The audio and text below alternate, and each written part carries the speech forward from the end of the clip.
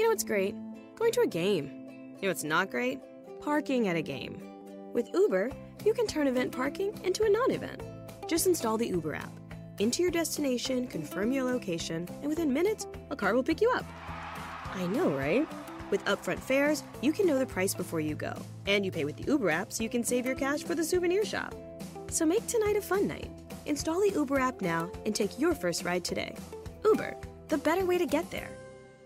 Hi, I'm stunning Stella Cheeks. And I'm the Enigma Erin Klein. And this is Not Your Demographic, a feminist wrestling podcast. Shockingly, those exist.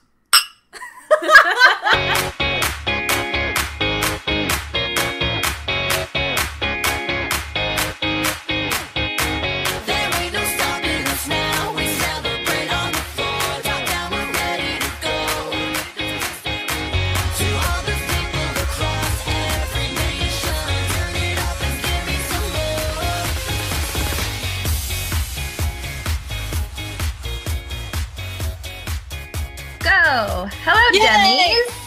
Hi, Demis. So, if you can't tell, we are doing another Google Hangout because we're lazy, but because we're also busy bees. Also the bees. Yes, we're very... Oh my god, also the bees. Fuck. I had a discussion with someone that last night, right? I talked to somebody about that last night where we were talking about the bees, and he was like, oh, well, it's good because I feel like there will be more conservation efforts and that people will be fined if they break these acts because bees are on the endangered list. And I was like, yeah, until Orange Cheeto takes over and gets rid of those shit, like, then we'll have no bees.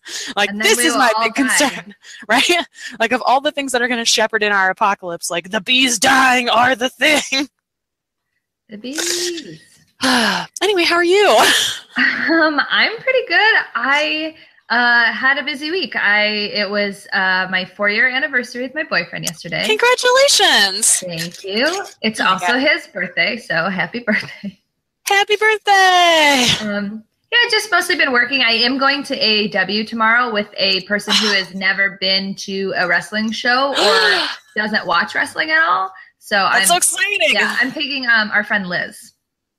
Oh my god, she's gonna have so much fun and you're gonna have fun with her. I know, I think it's gonna be really fun. My prediction is that she's gonna really, really love Jack Evans. Yes. I also think that. He's like the dirtbag. I don't know. She's just gonna like him. Yeah, I have a feeling she's going to like him. I also, for some reason, immediately thought that she would like Silas Young. Even though it's his last show, like, I feel like he lines up with her for some reason. Yeah, she's the type of person that would be like, oh, I get the joke. Like, I get Yeah, exactly. Instead of, like, our other friend who shall remain nameless who, like, got very upset about Silas Young's gimmick and, like, left the room and had to, like, decompress. And I was like, oh, my God, everyone calm down. Right, exactly. And yeah, I feel like if you're that offended by Silas, like, you can never watch any wrestling. Yes, seriously. That is very true. How are you? I'm pretty good. I have been very busy with school. I'm taking a research seminar this quarter, which is worth 3 times the normal amount of credits, and so it's 3 times the amount of work and stress. But I proposed a research project about the authorship of the Henry VI plays because recently the Oxford Publishing Press credited Christopher Marlowe with co-authorship of Henry VI, 1, 2, and 3.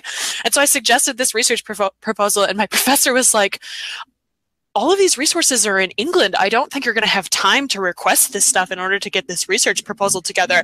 And I was like, you literally just taught us how to use databases to access digitized copies of these. I don't understand what's happening. I was like, I need you to be way clearer about your objection to this. So I've been dealing with that all day. I also went to the movies on Tuesday. I got an unexpected day off, and I was like, Oscar season, I am going to the movies. So I saw La La Land and Hidden Figures on Tuesday, which were both very good. I really enjoyed both of them. I cried a lot because that's what I do. I can see why everybody loves La La Land and why it's nominated for so many awards. Like, it's very, very good. Emma Stone and Ryan Gosling were both great, especially as a person who has like lived the life of a struggling actor. It was especially poignant for me.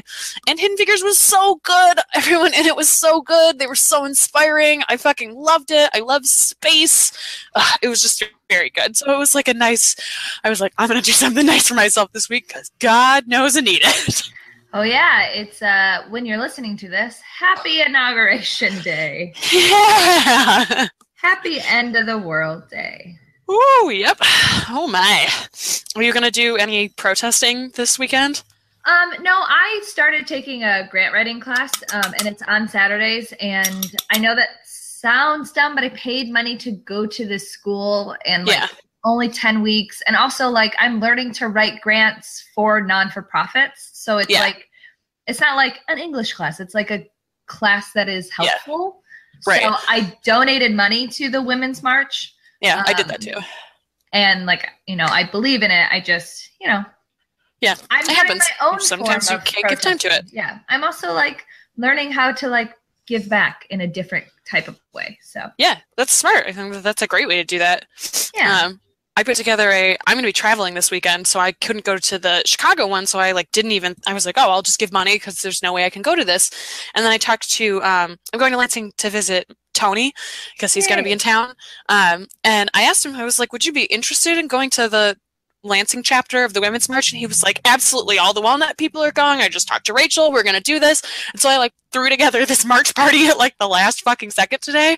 And when I got home, I had to talk to Michael about like, okay, which shoes should I wear? If I need to run, I should be careful that I wear these because you never know what's going to happen. And like Lansing is one of those places that can be really weird where like either everyone will be great or there will be problems. Like it's just one of those things. So I had to like pick out the shoes that I was going to wear in case I need to run. And we went over like, if I get arrested, do you want me to call you? Do you want me to call my parents because I'll be in town? So we had to like go over all that stuff today.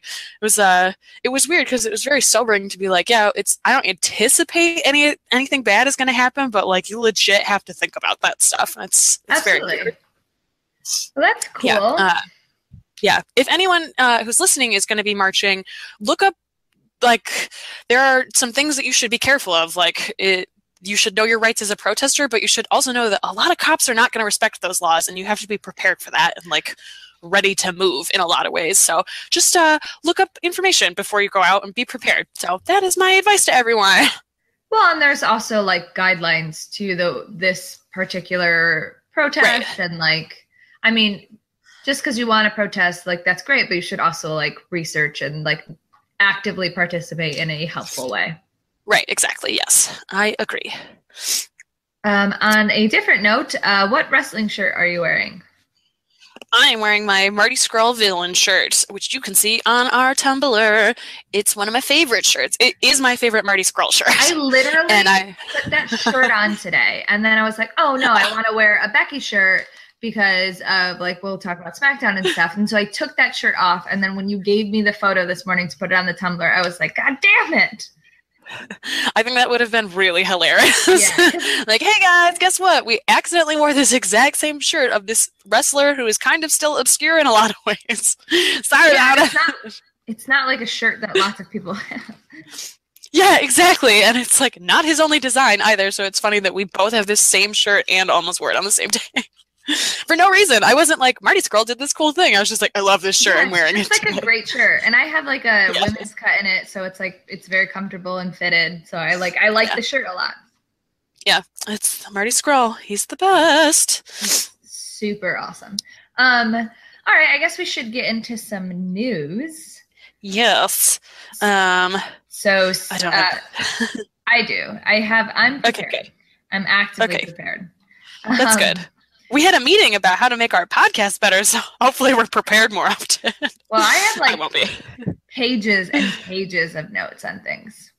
Good, so, good. Whether or not I can read my own handwriting is a different thing. But whatever. We're trying. You're trying. So right. Snuka died. Yes, Jimmy Snuka died. Which is, how do you feel about it? Like I'm sad that he died, I guess. I don't know. I don't have any like emotions towards him as like a fan and a wrestler, Yeah. But then there's also that thing where he like murdered somebody and got away with it. Yeah. So like that's not great. I'm sad that like, you know, Tamina lost her dad, and there are people in the WWE who's like were related to him, and like I'm sad for those people. I was like I don't know. I guess I'm not shocked that they did a memorial package, but like considering all the like controversy, I was a little shocked that they did. Yeah, I mean, I wasn't surprised at all. Like, I felt like it felt really gross to do this really great package for MLK, which literally, if anyone else had run, I would have been like, this is incredible, what a great thing to put out. But knowing it's from... It seems so fake. Yeah, exactly. It's like, I know that your wife is part of the Trump administration, so this feels disingenuous. The Trump administration that was like, John Lewis, what a loser. Right? All talk, no action. Like, I'm sorry. How many deferments did you get? Ugh. Yeah. Oh my god. Yeah, it's it's hard because like I feel the same way. I don't really have any emotional attachment to Superfly as a wrestler. I kind of really only know him as an old man who murdered his girlfriend. And got away with it. Yeah, and especially lately, like, he was brought to, was it a grand jury? It wasn't a trial because they said that he was unfit to stand trial. And like the other thing that's hard too is like almost once 100% certain he has CTE. And that could be why he killed his girlfriend. Like, it's such a like messy gray thing, and it happened at a time where like concussions were not talked about, and he had lots and lots and lots of concussions, and it's just really sad. Like the whole thing is just real sad, and like I am waiting for his autopsy reports. Like we're gonna find out real soon if he had CTE or not, and I'm like that might change the way that I feel about it. I don't know. It sucks. Yeah. On a lighter note, but also a like in the same vein, kind of, I don't know, like a returning wrestler. Kurt Angle was announced to be the first entrant.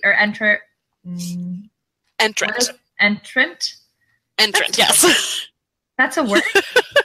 Mm-hmm. Whatever. He's the first person announced for the WWE Hall of Fame 2017 class. Yes, I'm excited. I think that he deserves it. I think it's smart to put him in. It'll bring eyes to the program. It's a good move on their part. And it's a good way to reach out to him, honestly.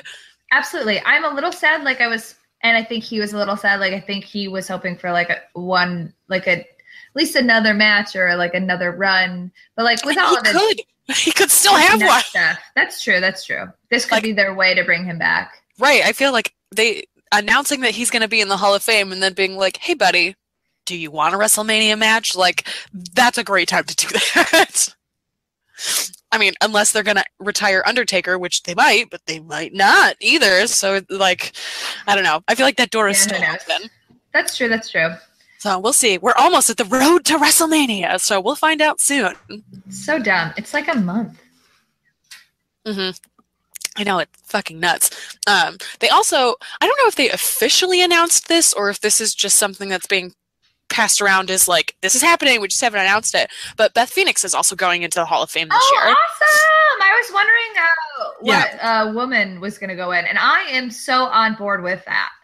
I am too. I think it's great. And like, I understand the immediate recoil that some people had about like, why isn't it China, especially now that she's dead? And because like if it hadn't been for China, Phoenix never would have existed. But at the same time, like I think that there are things that Beth Phoenix did that were better than China, and I think that Beth Phoenix was not wrapped up in the politics of WWE in the same way that China was. So it's another messy thing. And I also feel like if they had immediately announced that they were putting China in the Hall of Fame right after she died, like that also feels gross to me. I want them to put her in, but I also don't want it to be like, yeah, we literally just waited for her to die to do this. So I feel like this is a good like compromise for now. Oh, and Buff Bagwell's going into the Hall of Fame. I saw that today too, which I like. Why do you read dirt sheets all the time? I don't. It comes up in, like, I see people talking about it on Twitter. Like, I follow Bill Handstock, and he talks about, he was talking about Buff Bagwell today. That's how I saw it. So I try not to read too many dirt sheets. I don't want spoilers. Doesn't seem like you don't want spoilers. I actually avoid spoilers pretty well. I just have to be selective about what I look at. That's all. Ugh. Sorry, my phone is doing this thing where it, like, every, like, 48 hours just forgets all my passwords to everything, including, like, all my Gmail and, like, the Wi-Fi's that I'm connected to. And I've had this phone for a year, and it's, like, having a heart attack. It's so weird. I, like, really don't want to get a different phone, but I feel like I have to because it's, like, freaking out. Dying. I know. It's so upsetting. I've put in all of my passwords, like, 10 times this past week. I got a notification that was like, your account was just accessed on an iPhone. And I was like, fuck, I don't have an iPhone. What the hell is this? And then I realized that I was getting a message from the Not Your Demo account, and it must be because you were trying to sign back in. Yeah. But I've never gotten that before. Like, any other time I was signed in, I was like, what the? I literally almost locked the account down because I thought it was my account, my personal one, and then immediately realized, like, nope, not the same, not the same thing. Yeah. How bizarre. Weird. Any other news? Seth Rollins wants Kenny Omega at the Rumble. Who doesn't want Kenny Omega at the Rumble, to be honest? Also, Naomi is back. She's been working house shows. Yay! I'm so glad. Time to bring her back. Woo-hoo. Yay! I would be shocked if Kenny Omega showed up at the Rumble. Oh, yeah. Absolutely shocked. I think it was just a way for Rollins to be like, oh, look, we're all in the know. But, like, everyone knows. Like, I would be so shocked. Yeah, seriously. Who is Rollins facing at the Royal Rumble? Does he not have an individual opponent? Is he just in the Rumble? Off the top of my head, I think that's correct. Okay, I think that's right, actually, too. Because I feel like the only matches that are scheduled right now are championship matches. Right? Yeah, I think so. I think that's right. Okay. I mean, I would love to see Kenny Omega and Seth Rollins fight. That would be dope as hell. Yeah, but, like, you know. But it's, yeah. I would rather that Kenny Omega stay in New Japan, to be honest. We gotta be realistic. With our exactly. wants and desires. So this week you watched just SmackDown, Raw, and 205 Live, 205 and Live part of Total Deevs. Yes, and Lucha. And Lucha from last week, the mid-season finale. I know, they don't come back till the summer. Well, next week is the mid-season finale for Total Divas. I'm so upset. What? I know. You can't even be that upset, Erin. You don't even take the time to watch the whole show. Listen, I have it DVR'd. They're getting my numbers, okay? That's good. Well, then let's just talk about Total Divas because it's the reason why we're all here. Yes, true. I wish I could sing that song. I think it's time for the Bellas just to have their own show. Every time I watch Total Divas now, it just like, every time we go to a Bella story, which, don't get me wrong, I still love, it just feels so disconnected from everything else. Yeah, and especially in the time frame that that's happening on the show right now, like they're literally not there with everyone, and so that disconnect feels even sharper. Like they live very different lives than everyone else does because they're married to John Cena and Dan O'Brien, and so it's like, yeah, you live your own lives over here. You're a different kind of superstar. That's fine, but like you said, I love seeing them, but. Like, I would rather see all of the other women. Like, it feels more appropriate to have them all grouped together. Yeah. I also, like, this is going to be blaspheming, especially since she had, like, 30 seconds in the show. But I really like Eva Marie on Total Divas specifically. I would agree with that. I loved her last week. Yeah, she's like weirdly funny and like poignant, like in those moments when she's like, "Oh my God, Paige is losing her mind," or like, you know, like she's annoying, but like her character is suited well to reality TV, and I enjoy watching her on that show. Yeah, I agree. And I feel like we've talked about this so many times, but when Total Divas determined the content for what was being shown on the televised wrestling programs, it was so obvious how much she didn't fit. But when she's just part of the reality cast, like Eva Mendes was for a long time. Like, she feels so appropriate there, and like you said, actually is very funny and like fits in so well. And like, I kind of love that we get to see this backstage part of her because it makes her feel so much more relatable. She doesn't feel like a weird alien robot all the time. Like, if I can just see her sitting and speaking, I'm into that. I think that's great. I just don't ever want to see her run ever again. There are two storylines on Total Divas this week. The Bellas one is basically John is hosting the ESPYs, and the Bellas are prepping themselves and the Bella clan to walk the red carpet. That's literally it. My one question, though, was when the fuck is Birdie B lingerie coming out? They've been talking about it for such a long time. They're like, literally never. We have a meeting to look at sketches, and like their website and their Instagram is literally just like inspirational quotes. Seriously, go to the Birdie B Instagram. It is absurd. I'm like, right now. It's insane. Yeah, it's never coming out. Like, yeah, but I want some of it. I would buy it in an instant. What's it called? Birdie B? B-E-R-T-I-E? Birdie no, B? like bird, I-E-B. Oh, bird. Okay, I see. Birdie B. Strong women lift each other up. She believed she could, so she did. You'd be blown away by the time and effort it's taken us to find the perfect fabric for your health. What? What does that mean? I don't know. They're fucking weird. I just want the lingerie. A pay-it-forward brand that represents feminine health and women's empowerment. What? I think it's like a Tom's situation where like you buy one and then they give one or something. Oh, yeah, that's right. I remember talking about that. We make panties with a purpose. Oh, my God. The purpose. I want some panties with a purpose.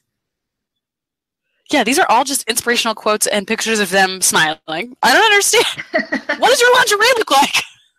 I want okay, so like that was the whole storyline, and it was fine. Like there was like no drama except for JJ threw Nikki's phone into a hot tub because she was like, I look bad in these photos, and he was like, oh, can I have that phone? And she threw it in a hot tub. Perfect. Like, what the fuck? And Brie was like, I have no idea what to do in this moment. She was like, I get why he did it, but like, I don't think he should have thrown the phone in the water, so I'm just gonna stand here. Okay, but the good storyline was it's Lana and Rusev, and they're in Vegas for their like bachelorette weekend, but not really because Rusev, and I quote, doesn't think women can behave like men. What? Rusev said to Lana that they can't have, that women shouldn't have bachelorette parties because he doesn't think that women can behave like the men. Oh, I see. Like, shouldn't be allowed to behave like the men, not as in like physically incapable. No, like when they go out, they are incapable of behaving themselves. Therefore, they shouldn't be able to go out. Wait. The whole point of a bachelor party is that men do not behave themselves. Right. Rusev okay. Tradition. But they're in Vegas, and Renee's like, I live in Vegas. Vegas is a crazy place. And it's Lana and Renee and Trinity, or Naomi, and then Rusev and some of his like friends or whatever. But Rusev is like, oh, we're just going to get massages and play basketball. And Renee's like, well, we're going to take Lana to Thunder from Down Under. And he's like, I disagree. Oh, my God.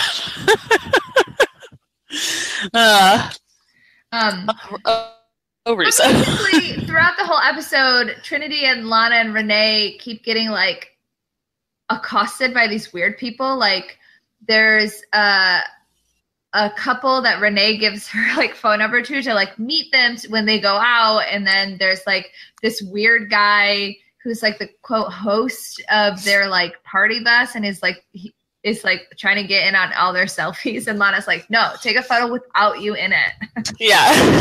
And then there was like some girl in the pool with him who like really wanted to be a cat or something. I don't know. But at the end of it, Renee's like, oh, Rusev, you like magicians? Like, I hired a magician to like do a show for us, and then like it's revealed that all of those people were hired by Renee to fuck with everybody. Yeah, I saw that part of it. I didn't realize that was like the end of the episode because I just turned it on. The end of the episode. Yeah, I was watching part of it, and when those women started to fight, I was like, I'm deeply uncomfortable with this. I'm just gonna watch this later.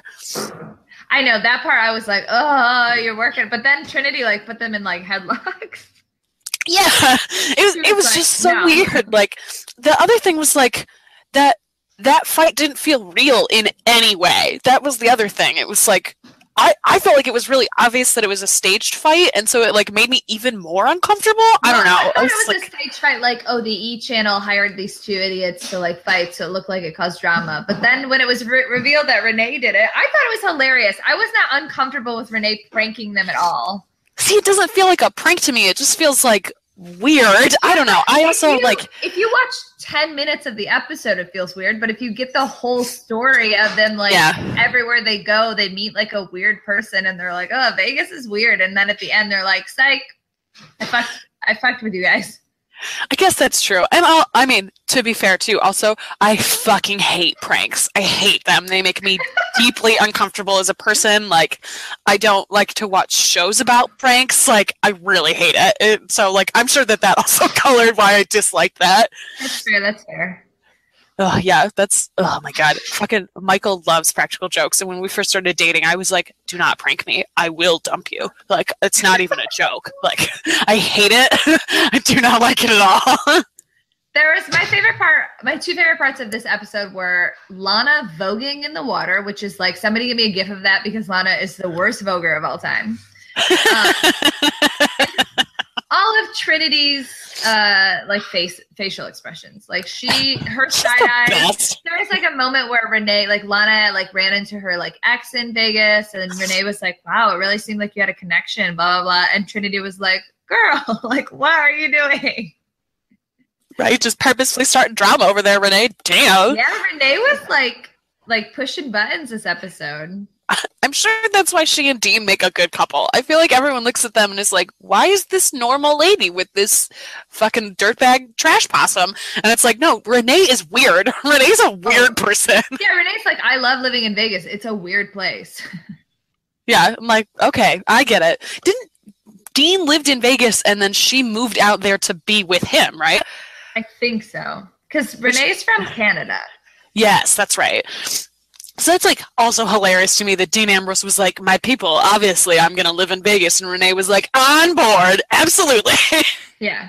I don't know. It was a really fun episode. There was also like a moment where where Lana was like, I'm just so scared and I'm crying. And Rusev was like, well, do you not want to get married? And she was like, no, I do. I just like, what if we get divorced? I don't want to get divorced. And he was like, okay, but like, we won't get divorced.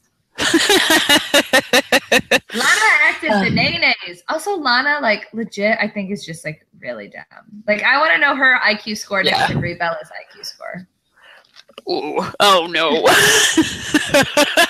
It's probably not good. I feel like it would be embarrassing. Yeah. I don't know. I understand what Lana's saying though. I feel that I had like a panic about getting married a couple of months ago. It like hit me that we were really doing it, and I was like, oh God, oh my God, what have we done? Why are we doing this? It's not that. So I get it. I don't know. You know, it's weird. I do feel that way, and I definitely felt that way before we like started to plan it. But for some reason, I was just like standing at the kitchen sink doing dishes and was like, "Oh my God, it's real! Oh my God, it's real!" It was very weird. I like get that. I understand where she was coming from. So you didn't watch ROH. ROH, there wasn't like a lot, obviously, because it's ROH and there's like never like a lot. But yeah, the one thing that is super important to talk about is that the Young Bucks were delivering a promo and they were like, oh, Matt Hardy wants to come for us, like whatever. And then fucking the lights go out and then Vanguard 1 came out and it was just like buzzing around the ring. And then Vanguard 1 got super kicked. Ah, yeah. It was so funny. It's so strange how TNA is letting them be on Ring of Honor. It's really bizarre to me, but like, whatever. Do whatever you want, Broken Hardy. Yeah, I think Matt Hardy was like, you let me do whatever I want or I walk. And they were like, you're part of the reason why this company's still around. So like, do what you want. Yeah. And did you see too, the Hardys put out that open challenge where they were like, any tag champ from any organization. And the Young Bucks responded with a video on Twitter where they were like, yeah, we fucking accept your challenge. We're going to do this. Ring of Honor doesn't want us to do it. What are they going to do? Fire us? And I was like, good point. Good point, Young Bucks. Right? I feel like both of them hold that power in their hands. Where Broken Matt Hardy is like, I will crush your company and I will just go to Ring of Honor. And they're like, please no. And the Young Bucks are like, we do what we want and you will do what we want. And Ring of Honor's like, yes, we do. Yeah. The Young Bucks like, I love it. We could go to New Japan and make a bunch of money too. So like, we chose to sign with you. Yeah, exactly. And both they came out in the ring and they were like, we just signed the most lucrative contract in ROH history. And then the crowd chanted like something like, thanks for staying. Like, yeah. Which is like kind of sad, but like. But it's true. I also feel like both the Young Bucks and the Hardys hold this unique power, both because they're like the hottest things in wrestling right now, and also because both of them at any moment could be like, guess what? I'm going to fucking WWE. And there's just that like, we could literally do this at any moment. And I think everyone is so aware of it that all of the promoters are like, what do we have to do to make you not do that? Totally. A couple of other things that happened in ROH. They're doing the Decade of Excellence tournament, which is like pretty entertaining because like they're like phenomenal wrestlers in it. Colt Cabana had a match with Chris Sabin. It was pretty fun. Sabin won. Alex Shelley was on commentary and really like dogging Colt Cabana in like a really funny way. Like, oh, well, you guys are all surprised that Colt Cabana's a dick, but like Colt Cabana's been a dick since he walked into this company. He always but I love it. Colt lost because the boys like distracted him. So like the Dalton Colt feud continues. Yes. Also, excellent. Bull Dempsey, aka Bull James, showed up. Oh, really? That's good. And then he got beat up immediately by Silas. Silas was like, Silas. You can join our club. Like, and that guy who like drinks beer, who I don't care about. He was like, you can join our club. There could be so many people. He's the guy that brings the keg to the ring. It can't be so many people. He's the keg guy. No. Just saying, like, he's the guy who drinks beer and I don't like him. Like, there could be so many people. He's the keg guy. Okay, I see what you're saying. The Beer City Bruiser, I think is his name. Yeah. I also don't care for him. I don't care to remember his name. For a man to join their 3-man tag or whatever, because they have the 6-man tag champ belts now. Yeah. And they're like, oh, let's invite Bull out. And everyone's like, yeah. And like, oh, you're a real man. Psych. And then they just beat him up. So I think it's going to start a feud between Bull and Silas. And like, they'll use Silas to like establish Bull a little bit. Yeah, and that's smart. That's a good way to introduce him into that company. They're like a good match for each other. They're both good wrestlers. Like, and they like Silas signed a full-time contract with them. They should use him. They should put him in good storylines. Yeah, absolutely. You didn't watch NXT this week? No, I didn't. I totally forgot to. That's so sad because there were some like really good moments. NXT is getting like pretty good again. I'm really excited. Like I've been behind on NXT. I just like fell really behind on it, but like TakeOver is the time to restart. Like that's when all of the storylines hit reset. So I like am really excited for the TakeOver. Like I know what the TakeOver has built to. I just haven't seen the NXTs that have built to that, if you know what I mean. Mm-hmm. It opened with Sanity. They were missing one of their members, I think Fulton or something. The one with the dreads? Yeah, that guy. Okay. Yeah, that's Fulton. Yeah, so it's the 3 of them come out. So Wolf, I think is his name, and Eric Young and Nikki, and it's a match for Nikki. It's Nikki versus Kennedy Lewis, and then Nikki just like goes insane on her and like kills her, and then just like hits herself in the head and bites the ring and is like, I'm Nikki Cross. I'm crazy. Like, her character is like flawless. Like it's so good, right down to the jacket with the Scottish flag on it. Like it's perfect. There was also a No Way Jose promo interrupted by the Hawaiian guy, which I'm like, this was my least favorite part because like I can't even remember that guy's name and I've seen him probably like 6 times. But I know they're trying to establish him, but like his character is literally just like big angry Hawaiian guy. And like, oh yeah, that guy. That's a character that's gonna get lost in the shuffle a lot, especially in NXT right now when there's a lot of like big characters. Yeah, seriously. Huh. Weird. There was a match with Roddy Piper versus Steve Cutler. The match was fine. That's not important. Basically, commentary was talking about how CN like shit talked Roddy and like, you know, was really putting over this like feud between Roddy and CN. And then Roddy won and then was asked like, what do you think about CN talking about you? And Roddy was like, I don't give a fuck about that guy. And then later in the episode, it was announced that there's going to be a match between those two at TakeOver. So they're setting up for like a feud for that. Yeah, that'll be good. That's good for both of them. I think that's Absolutely. A good use of both of them. That's excellent. I'm so glad. Ember Moon delivered a backstage promo when Liv interrupted and was basically like, let's have a little friendly competition. We're both left out of the 4-way, but let's have a competition so that whoever wins the 4-way knows that one of us is up next. And then Ember Moon was like, all right, I'll have this competition, but when you get eclipsed, you know who's the real ¡1 contender. So that's awesome. Going to happen next week. So definitely watch next week because there's going to be a match between Ember and Liv, and that will be great. Revival was delivering a promo, and they were interrupted by TM61, and they were like, hey, you can't just be #1 contenders anymore. Like, you guys lost a bunch. And then the Revival called TM61 the tilapia of NXT. Like, oh my God. You are the blandest, like most boring. Like, you are not on our level. But that set up. Oh my God, that's so funny. The tilapia of NXT was such a good line. That's so good. It's funny, especially because they used to be the tilapia of NXT. Like, they were those dudes for a long time, and it's hilarious to, like, they're totally right that TM61 is the tilapia of NXT, but that's hilarious. Yeah, they had a match. They had a match later in the episode, and it was a good match. Like, those 4 wrestlers are very good. But TM61 won the match with like a quick and dirty roll up, and then the Revival just freaked out and beat the shit out of him. And they were like, you may have gotten a W, but like, just remember who's boss. So I thought that was a good way to handle them, because TM61 won, which is important for them right now, especially where they're going. But like, Revival can't look weak. So like, I thought it was a good way to handle it. And it works out now because TM61 can't wrestle for like 7 months because Shane Thorpe just had knee surgery. So, yeah, so that is really unfortunate. But it's kind of like good to have like establish them as good wrestlers with the last takeover with the shake cart, the Dusty finale with the shark cage over it. Establish them as like exciting wrestlers. Not a dusty finale like it was a dirty finale, but the like dusty tag. Yeah, the tournament finale, the dusty tournament finale.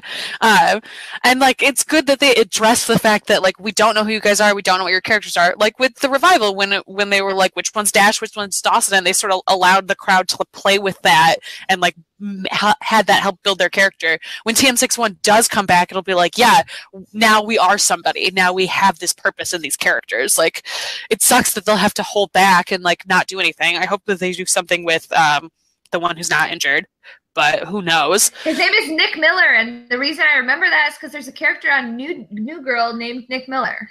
Oh yeah, there is. You're right. He was always my favorite character on New Girl. I mean, no way.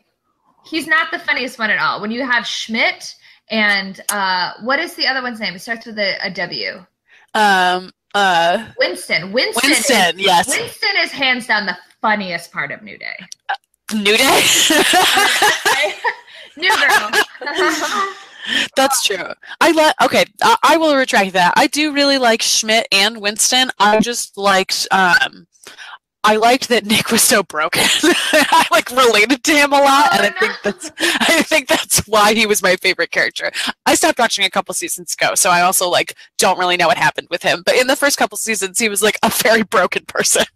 Yeah, I just love Winston so much. Mm-hmm. Anyways, back on NXT. Ty Dillinger was delivering an in-ring promo, basically like, I don't know if I'm the perfect 10 anymore. Like I've like failed and blah blah blah. And then the crowd started chanting Royal Rumble number 10. Yes. And he was kind of like, yeah, I get where you're coming. It was just like it was like fun. Good. I'm good. Good. I'm glad. He was interrupted by Eric Young, and Eric Young was like basically made him an offer to join Sanity, in which Ty was like, thanks, but no fit, thanks. And then Eric Young was like, it's literally not an option. And then, I love it. That's awesome. Damo, is that his name? Damo? I think so. Yeah, Damo. I'm unfamiliar with him, so like I know some people are like, "Whoa, this guy," but like I don't know anything about him. He's also changing his name. He's not going to be Damo anymore. I think now he's Killian Dane, something like that. Well, but they haven't like fully transitioned him yet, so I don't know when that's going to happen. Well, if you would let me finish, Erin, I would tell you when it's going to happen. Oh, sorry. I'm sorry. Damo came out, beat up Ty Dillinger, and then was like, basically like, I'm going to join Sanity. So I think he's probably going to change his name as a member of Sanity. Oh, okay. That makes sense. That's a good way to do that. Mm-hmm.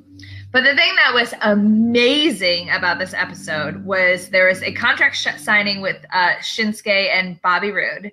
And it was just great. Rude was like full glorious mode. He at one point said, Shinsuke, you're not worth my time. Oh my God. And then he just delivered a promo where he was like, you know, everyone's so hyped for you, but like, I mean, I'm the glorious one. I'm the one that's making changes. Like, just basically get ready for me to take your title. And Shinsuke was like, hey, like, I get it. You're great. You're glorious. But, like, I'm fucking Shinsuke Nakamura. And then at one point at the end, Bobby went to do the, like, I'm going to take the title and it will be. And he went to say glorious. And Shinsuke just put his hand in his face and made him stop. I love it. At NXT TakeOver, I'm going to kick your head off.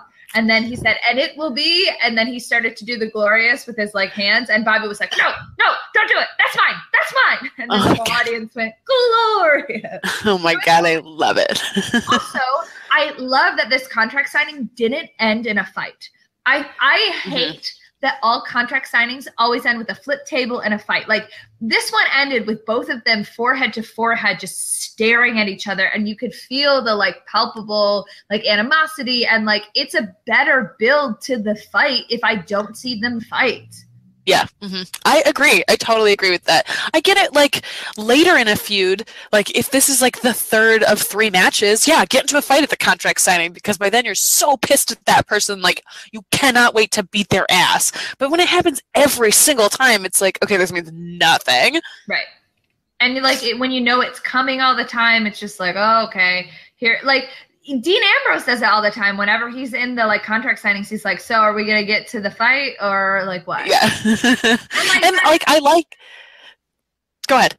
I was just going to say, like, that's funny and it works for Dean's character. But like, if everybody in the audience is feeling that way, then like, what are we doing?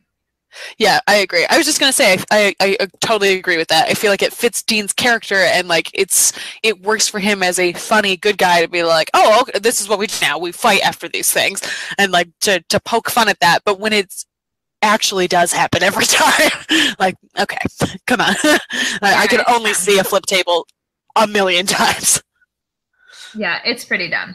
But yeah, NXT was really fun. I'm really looking forward to next week's episode. I'm really looking forward to TakeOver. I can't wait for the women's 4-way. Yeah. Good. This is a good jumping back in space for me. Yeah, absolutely. And absolutely if there are other people who are like, who haven't been making it a priority, I think it's definitely a time to jump back in. Yeah. And I know too that really soon we're going to get Cassius Ohno, and I'm like very excited about that. I would be more ready for it if his name wasn't Cassius Ohno. Yeah, me too. But I kind of understand. Like, if this doesn't work, he can go back and be Chris Hero again. Like, he doesn't have to sell his name to the WWE. And like, but why is his name got to be Cassius Ohno? We couldn't come up with any other name. I know. And they already have a KO. I know. I'm really worried about Heidi and Kimber's names. Yeah, they're going to be bad. I know they're going to be bad. Yeah. Yeah, they're going to be bad. Yeah, it's true. I'm okay with it. I have my Heidi shirt. I have my Kimber shirt. I'm happy with those. Yeah, me too. I bought a Kimber shirt. And you know what? I didn't like the design when I bought it. I just bought it because I wanted a Kimber shirt. But I really like it as like a shirt. Like I wore it and I was like, oh, this is actually like a nice design on like a human body. Yeah, I totally agree with that. Like, looking at her designs flat, it's like, I don't understand how this works. And I felt the same way about the anime one. When I first looked at that pattern online, I was like, I guess this is my favorite. And then when I got it on the shirt and put it on, I was like, oh, you're a woman who wears women's shirts and, like, understands how this is supposed to look. I was like, nailed it, Kimber, you did it. So, just going to move on to the other thing that you didn't watch, and then we'll get to the things that you did watch. Okay. So TNA this week was a lot of promos, which I think was good. Backstage promos, in-ring pub promos, all those things. I think it's good because they just got, the money from Anthem or whatever, and like theoretically, like new people are turning in, and it's like a good like jumping onto point right now. Because they're like kind of reintroducing stuff in a way that's not annoying for me as somebody who watches it every week, but like would be easier for somebody to jump in. Right. Yeah. I'm not going to go through all of it just because like it is a 2-hour-long show.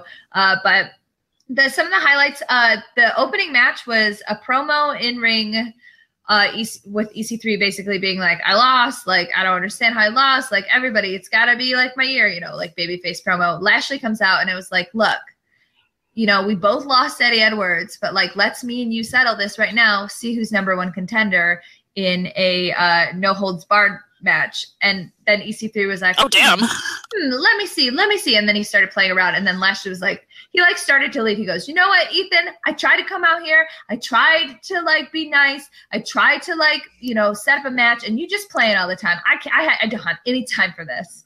And then he was like, well, why don't we do it right now? And then they started fighting and had to get like security to pull them off. But then they had this no holds barred match, or no, it was a last man standing match is what it was. Oh shit. Oh, okay. Yeah. Sorry. I get those confused sometimes because it's basically just like beat the fuck out of each other. Yes. True. But it's a last man standing match. It was really good. And like, these are two performers who I've seen wrestle each other a bunch. And like we were talking about last week, like TNA, like their roster isn't so huge. Like it's a lot of the same matchups each week. But this was great. It was really fun. It was really entertaining. Lots of levels, lots of back and forth, good storytelling. Lashley won. EC3 stood up at like 10.5 and Lashley stood up at 10. Like it was good. It was really good. Oh, good. Good. Yeah. There was a backstage promo where Eli Drake, like some backstage person was like getting their makeup done and had all these tech people around, and then Eli Drake and Tyrus come and like break it up, and then they like basically kidnap like one of the sound guys, and Eli was like, hey, read this note. So it's like a ransom note almost, and like this guy was like so scared, and basically the note said, everybody in the Impact Zone loves Eli Drake and loves my voice and loves it when I say dummies and loves it when I do this, but you people are garbage and you don't deserve my voice. And then he kept being like, read it again. So he's like taking away all of the things that we love about him because we don't deserve it. Perfect. I love it. He's right. He's right. He's definitely right. So Aaron Rex is making a choice.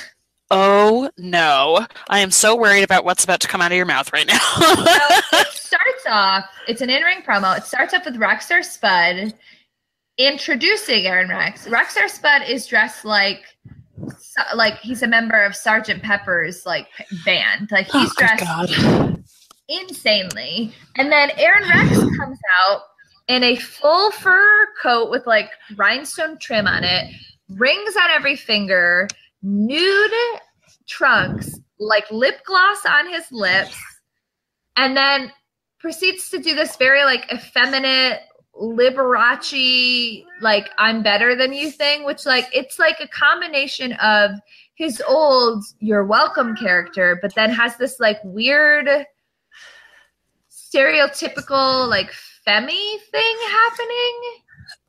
Okay. Yeah. He's even got, like, a little bit of, like, his voice is definitely affected, and he's even... It's not like he has a lisp, but he has, like, a stereotypical, like, it's not great. Oh, great. Okay. Yeah, it's not great. And then Robbie E interrupted him and then was basically like, you know people can see you, right? So then, like, making fun of all of it, which is like Aaron Rex right now definitely should be made fun of, but then it's also, like, making fun of this, like, stereotype. I don't know. It was a fucking not great segment. It was great. Weird. Great. That sounds like a disaster. Yeah, it's a disaster. The one, like, silver lining is that I like Rockstar Spud in, like, the valet position. Yeah, So, I do like, too. that worked. And I'm glad to see him back in that because he works really, really well in that. It's just, like, uncomfortable. It was just, like, weird.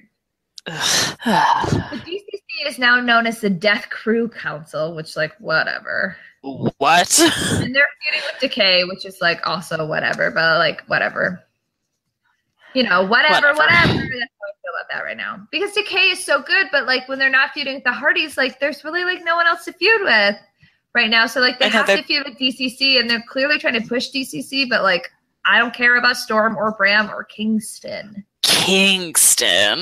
Yeah. I don't give a fuck about the CCC, to be honest. Yeah. Like, not a single one. Rosemary and Jade had, like, a sick in-ring promo, though. Rosemary comes out and starts delivering this promo about, like, you know, being the dark champion and blah, blah, blah, referring to herself in the third person. And then Jade comes out and is like, oh, you think you can get rid of me that easily? And then Rosemary said something like, oh, we were hoping that some life remained in your, like, beaten carcass of a body. They also kept calling each other Red and Blue, which if you follow either of them on Twitter, like, those are their names for each other. And so, you know, she'd be like, oh, yeah, Red. And I don't know. It was just cool. Like, they're building this fucking great feud. And cool. Next week, or at least the next time they fight for the championship, it's going to be in a Monsters Ball. Oh, dude. They already did the taping for that. I heard it's the most insane fucking match that's ever been done for TNA. I can't wait. It's gonna be awesome. Jade's closing line, she was like, "Oh, you're like something else, but yeah, let's do a Monsters Ball, you demon bitch." Oh my god, I didn't look. I didn't want to see any spoilers other than to know that it was amazing. I want no spoilers. Yeah, but I heard this is like, I mean, it's a Monsters Ball. This was going to happen, but apparently it's a very bloody fight too. So I'm so nervous and so excited. That's something to be prepared for, and that's why when I saw those two statements together, like most crazy match TNA has ever done, also very bloody, I was like, oh my god, they're going to kill each other. Here are the reasons to watch. In my opinion, the reasons that I continue to watch TNA. I love EC3. I love Bobby Lashley. I love Trevor Lee. His character is not great on TNA, but I just like love him, so I'll watch whatever he's in. Yeah. I love Maria and the Miracle. I love Allie. Yes. I love Rosemary, and I love Jade. Like, and I love Broken Matt Hardy. Like, that's more than half their roster, and not everything is great, but like for a 2-hour show, I'm entertained. Like, yeah, I totally agree with that. Miracle and Braxton had a good fight with Allie and Maria involved, and then there was a couple really good backstage promos with Allie and Maria and Miracle. Like, there's plenty of good things to watch. The main event was a tag title match between the Hardys and the Wolves. Basically, the Hardys won because obviously, and then Davey, who has just returned to the Wolves, like kind of threw like a temper tantrum. So I think we're gonna get a Davey heel turn on Eddie, which I would be really into. Yeah, I think that would be really good. I like them okay as a tag team, but I never really had any love for them as the Wolves Nation or whatever the fuck they called themselves. But I like both of them individually, and like I would love to see them feud with each other. I don't care about them individually or as a tag team, but I would rather see them fight each other than fight as a tag team. Fair, that's totally fair. But honestly, I would tune in every week and watch the whole show just to see like Maria and Allie and Rosemary and Jade, and Brooke is coming back, and I like Brooke. She's not the best worker, but like watching Brooke is like Rainbow Bright. Like you don't know why you like her, but you like her. You know? Yes, I know exactly what you mean. So like, I'm excited for that. Yeah, like the women on TNA are great, and they're doing some interesting things. Speaking of the women on TNA, I think Marty Bell is not coming back. I heard that, which is a bummer because I like Marty Bell. But yeah, if I get Rosemary and Jade for a while, I'm so cool with that. Yeah, they're good. Like you said, there's good stuff on TNA every week. It's a good show. It is a good show. All right, let's talk about Lucha Underground for the mid-season finale, which is so sad. Oh, so sad. I know. The episode starts off with Dario and Councilman Delgado in Dario's office, basically being like, "So Cage, he totally took the gauntlet," and they're like, "Ah ha ha ha, that idiot." But Dario had a great line or Delgado said like soon the world will be running with gods, and then Dario said something like gods that should be very grateful to us. Like basically like we're doing all of this work because we know the gods are coming and we want to like curry their favor. I mean, classic Dario, right? Am I right? Dario. Dragon Azteca interrupts them and is like, "Hey, I want to fight your brother." And Dario's like, "Are you sure? Because like he's gonna mess you up." And Azteca was like, "Yeah, I want him in a death match." And Dario was like, Dario looked at Councilman Delgado and was like, "This idiot. Okay, buddy, you can have your death match." Oh, jeez. I love the backstage segments. They're so good. Like, I mean, it's like watching a movie. They're just so well done, all of them. I just love it. And they've been good since season 1 too. I like that it's very consistent, that they're all very good. Yeah, absolutely. The first match was Tejano versus Joey Ryan. It was a fun match because Joey Ryan is super fun to watch, and like Tejano is like a good wrestler. I just don't care about him. Joey Ryan, I'm just happy. I just am happy. Yeah. I love Joey Ryan so much. In the middle of the match, Brenda and Famous B come out in the like most ridiculous like cowboy outfits. Like they look absurd. Amazing.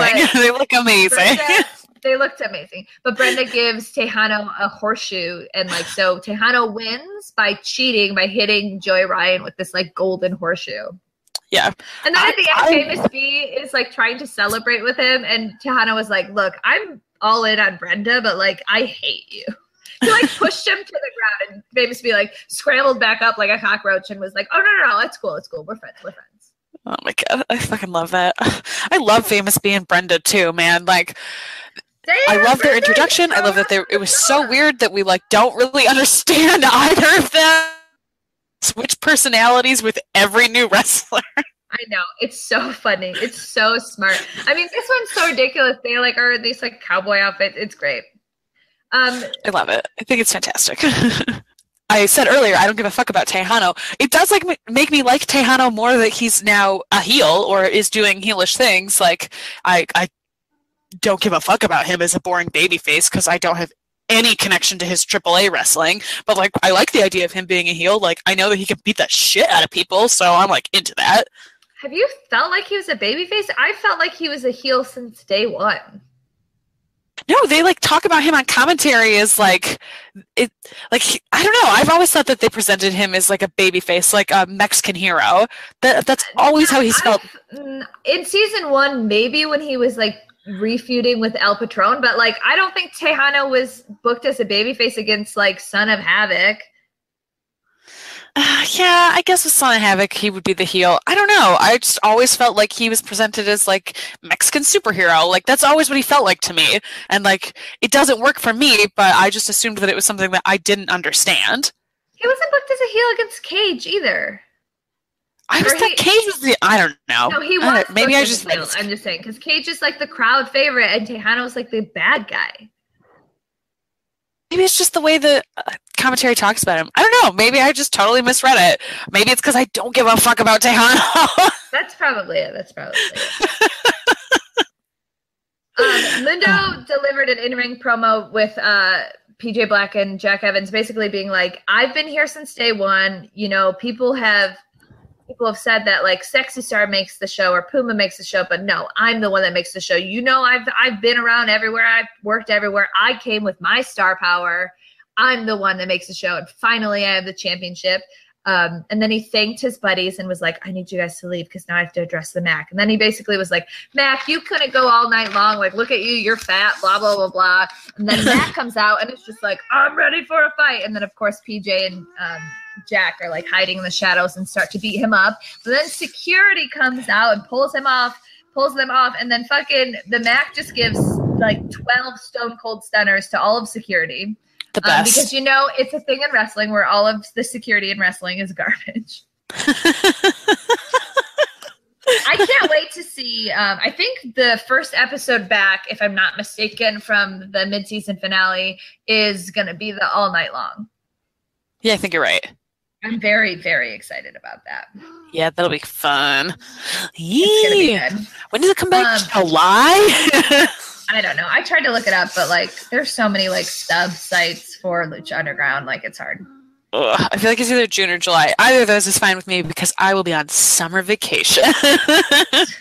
Cage defeated Veneno, which I'm pretty sure is Cortez Castro. So it showed off Cage like succumbing to like the god power, but then Sexy Star came out and like beat up Veneno and was like, you're the one that's putting spiders in my locker, which like I think it's pretty safe to say that he's not the one putting spiders in her locker.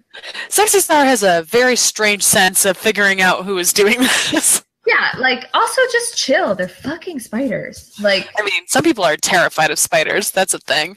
I personally don't give a fuck because they're awesome. But I think it's going to be something like that's connected to her backstory. Yeah, I feel like we're going to get an introduction of some kind of new character from a new tribe. Like, yeah, I feel like they're really trying to emphasize how many tribes there are. Like, we've seen so many of them at this point that, like, it would make sense if there's a spider on there. I haven't looked at the belt, like, the photos of the belt to see how many more there are left to learn. But I know there's a couple. Yeah. And it would make sense if they introduced a new character that, like, took Sexy Star out because we know this is her last season. Right, exactly, yeah. That's a very good observation. Oh, thank you so much. Puma had a backstage segment where he's like beating up, doing the classic Puma backstage where he's like beating something up and brooding, but he's having like weird flashbacks of Conan and like, but they seem like they're like physically affecting Puma. And then Katrina magics in and is like, yo, you know that when you die, it like fucks you up, right? And like you're gonna have like visions and you're gonna succumb to the darkness and whatever. I'm Katrina, magic. And he was like, sorry, magic. And he was like, oh no. And then he kicked the thing that he was punching like through the wall and was like, I have so many feelings. That's how I read the situation. Anyways, I completely agree with your read of that situation. I'm wondering how they actually get rid of Puma because he's not in the next season. It must be Matanza, or not Matanza, Mill, or Katrina, actually destroy him. Yeah, or he destroys himself because of the darkness, maybe. Yeah, I don't know. We shall see. The main event was Matanza in a death match with Azteca. It was a really physical, cool match. But then at the end, and you know what I really liked about it is that they went outside the ring. They went up the stairs. They were fighting all around, and they were fighting in a part where I don't recall, or if they haven't done it in a long time. A part of the temple that they haven't fought in. Mm-hmm. Yeah, that was cool. And then the match ends by Matanza choke slamming Azteca through the bleachers, which was so sick. And how did they do that and time that? And there were people in the audience. Logistically, that sounds like a nightmare, but it was super dope. That's awesome. Yeah. Yeah. I hadn't even thought about that. Oh fuck, how do you get all of that? Oh no, that does sound like a logistical nightmare. And then Rey comes out and it's like, oh no. And then Montaza obviously like goes crazy whenever he sees Rey Mysterio. And then they have a very David and Goliath fight and, you know, are knocking heads on banisters and stuff. And, you know, they're fighting. And then basically Rey Mysterio kind of just like moves out of the way and like leverages his body enough to pick Montaza up. And Montaza goes straight through Dario's office. Mm-hmm. Classic. Good. So, point. just pointing out, so Dario's office has been something that people have gone through a lot. His office looks perfect. Like nothing is ever broken. Nothing's out of anything. And there's shit hiding in the ceiling. Which they've gone through. Yeah, but yeah, like how is there shit in the ceiling if people keep coming through the ceiling? Like, I get it. You can buy a new desk. You can, like, buy new, like, bourbon glasses. But, like, what about the stuff hiding in the ceiling for, like, a long time? Sammy Callahan, Jeremiah's character, had something hiding up there for, like, God knows how long. Mm-hmm. That doesn't make any sense. Yeah, I know. Because I feel like, yeah, no, I can't. At the end of it, Dario basically freaks out. He can't get into his office and is just yelling, "Everybody out!"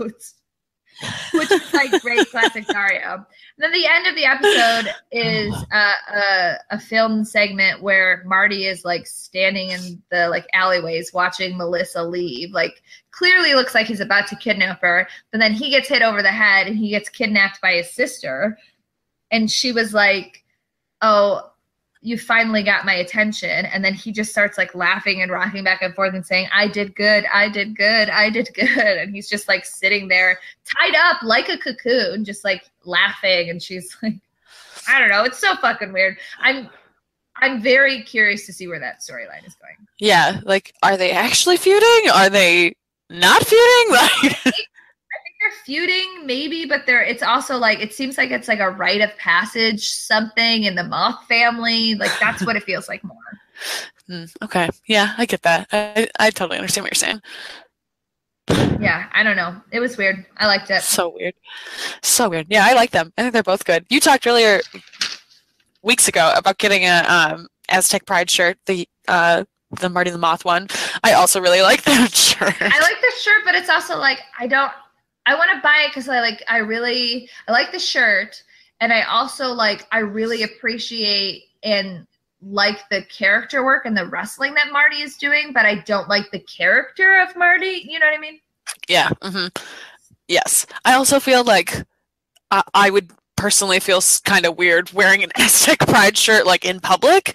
Yeah, I don't know. Yeah. It would feel kind of like, unless you know what it is, it feels kind of gross. And like that's sort of the point. Think about that. Like that, and like that's part of his thing where it's like that is uncomfortable and it is weird, and like that's part of what enhances his grossness and his strangeness. And I like appreciate that as character work, but like, do I want to wear that in the street? I don't know. Yeah, that is a good point. Because you can't just explain to everyone like it's not appropriation, it's like a wrestling thing. Right, I'm not doing this ironically. It's supposed to be gross, but now I feel gross. Yeah. So you watched 205 Live?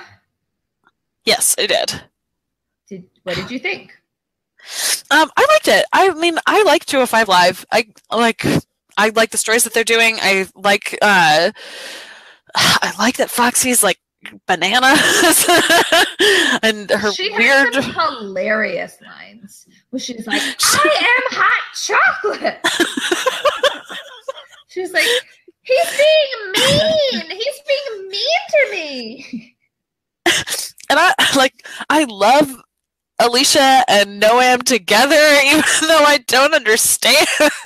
I love that, like, backstage, he was, like, trying to get up on her, and she looked at him, and she, like, thought about it, and she was like, pass, and just hit him in the face and left. But that's not, though, because she, like, knows that he's into that. And so it felt to me like, okay, this is what you want? I'm just going to slap you in the face and be done with you. This is all you're worth to me, but, like, you're also into this? So it's, like, this weird, I don't know, it's so strange. Yeah, it's a weird storyline, but, like, if it was a different character or a different woman, maybe I would feel different. But because Alicia's established character is this, like, stereotype, and like crazy ex-girlfriend is her character. It's been her character for like a decade. Right. So like they're just using her like how I don't know. It works for Alicia. I don't love these types of storylines, and I don't want to see more of them, but it works for Alicia. I totally agree. And like, I'm glad that they're using her. Like, what else do they do with her? She just sits in the back for months at a time. Like, I'm happy that she's working, and like, you're right, this is perfect for her. Like, I don't want to see anyone else in this role, because this is the perfect role for her, because she's been this character for so long. Yeah, I agree. Drew Gulak won, but like, sorry, Drew Gulak, like, you're not the point of this story. Oh, absolutely. And he didn't feel like he was supposed to be, and I thought that he served his purpose of wrestle win. Yeah. There was a match between Tony Nese and Mustafa Ali. Basically, Mustafa Ali was like kicking ass the whole time, and then like he like lost to Tony Nese. And I know we're supposed to be like getting over for Tony Nese and being invested in his character, but basically like Mustafa is super hot. He's super good. Like, he is so entertaining and fun to watch. Like, I'm sorry, he can lose, and I'm still gonna, at this point, and I'm gonna be all in on Mustafa Ali. I don't care who he's wrestling. Like, that's who I'm rooting for. And he's getting over because of those things as a babyface, which is great. Mm-hmm, I totally agree. And I think in the long run, it's good for him, because it is sort of building that story of like, I'm building my way up to this. And like, that's a great babyface arc. And I think that he is in a good spot in that arc right now. And like, I like Tony Nese, and I also think Tony Nese is very hot, even though he's like, no. Not your type at all. I like totally understand that. Nope. Pass. So it's sad news that Tajiri is injured. That sucks. Yeah, that's true. I mean, they seamless transition. They were like, this one older Japanese guy is injured, but this younger, awesome Japanese guy is coming. That's right. I'm excited. I'm glad that he's coming back soon. Super dope. I'm very excited. Yes. The main event of 205 Live was Jack Gallagher and Arya Daivari in a I forfeit match. Yes. I was surprised at how good this match was. I loved it. It was great. I've loved their storyline. I think that they have had a really good feud. I think it's gotten both of them over.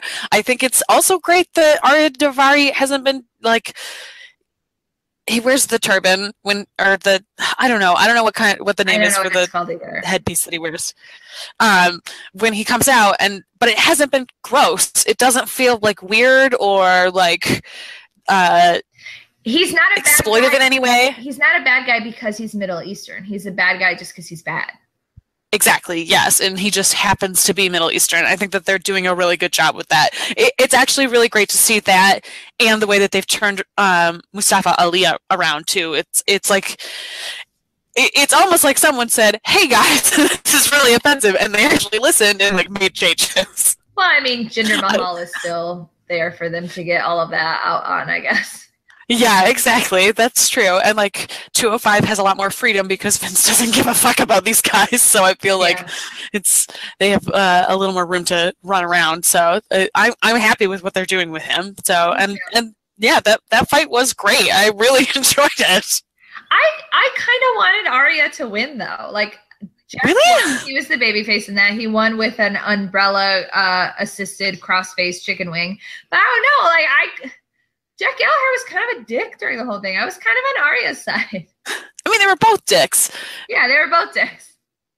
But that was part of Jack's character in the CWC too. Like, he is a babyface, but he's a dick. Like, he's just like a British dick. That's his whole thing.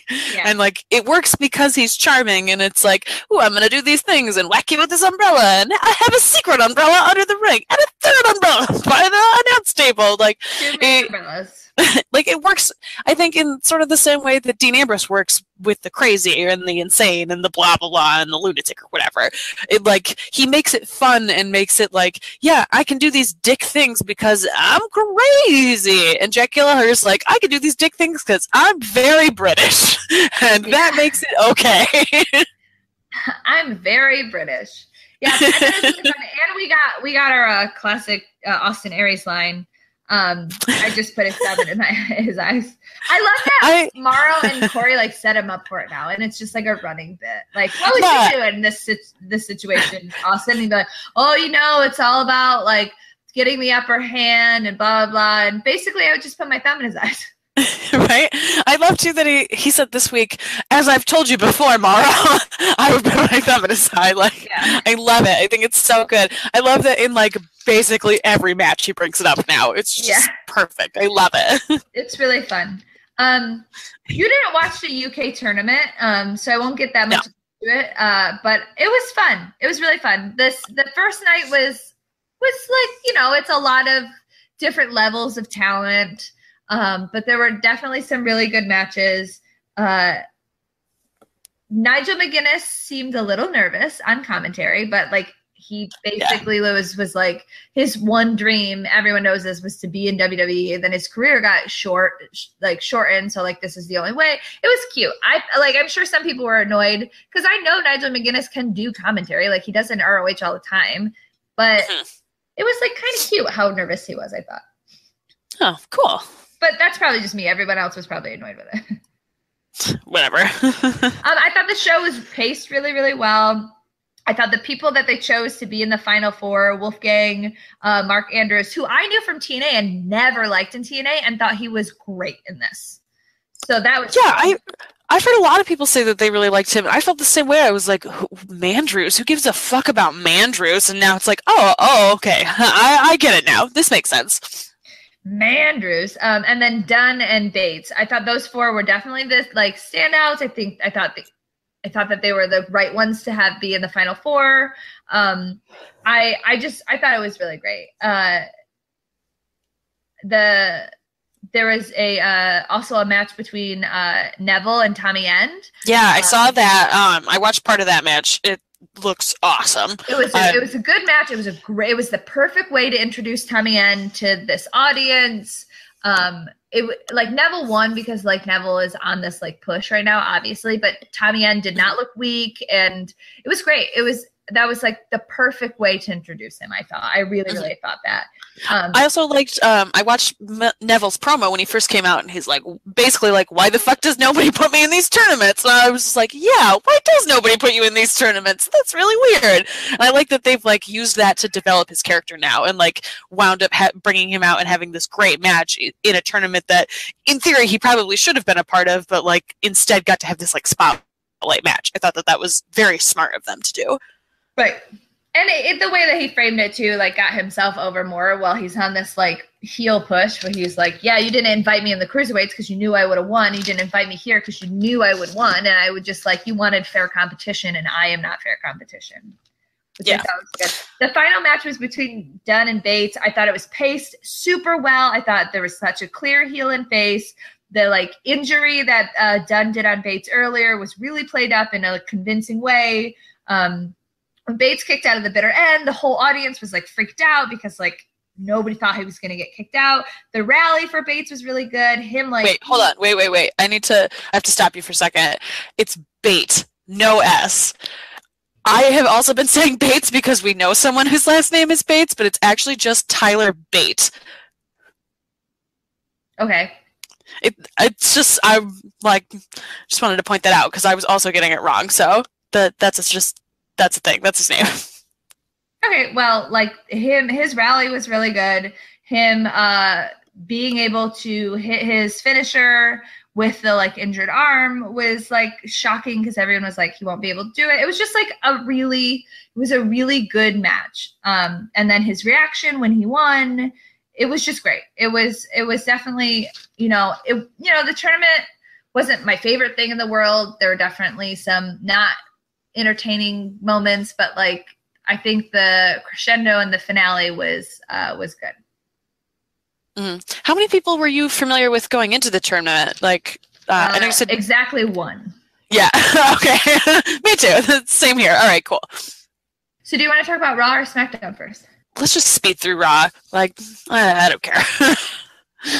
So in Raw, it basically was Reigns is talking, now Paul Heyman is talking, now Jericho is talking, now Rollins is talking, now Braun is talking, now Brock came out, and hey, there's Sammy, and then it was just look at all these guys. That is very accurate. It was just like a domino effect. Yeah, I mean, it's like we're leading up to the Rumble, and so this is the kind of promos they're putting out because they want to put everybody out there who's going to be in the Rumble, and like I understand that, and like this felt very weird and forced, but I loved Sammy flying out of nowhere. Me too. Like, I love that Sammy was like, "Hey, I'm also in this picture. I am also in the main event picture. Everyone, pay attention to me." Yeah, I love it. And, like, we want Sammy in that main picture. I thought it was great. Also, Sammy squaring off with Brock for a second, I was like, oh, literally the only time I've ever given a shit about Brock Lesnar. Well, to me, the first thought that I had when I saw that was, oh, Sammy is the perfect replacement for Daniel Bryan when you want to do this, like, David and Goliath thing. Yeah, absolutely. I totally agree. His backstage segment with Rollins and Reigns is very funny, too. Because, like, even people who are, like, his best friend, like, Kevin Owens in real life, everyone's like, Sammy is basically so annoying that you hate him until you fall in love with him. And I was like, yeah, that's basically what he's doing right now. I loved it. I thought it was great. I love pep talk Sammy. I love too that he like put his fist out for the Shield thing and then like reconsidered it for just a second and was like, I'm doing it. I'm going for it.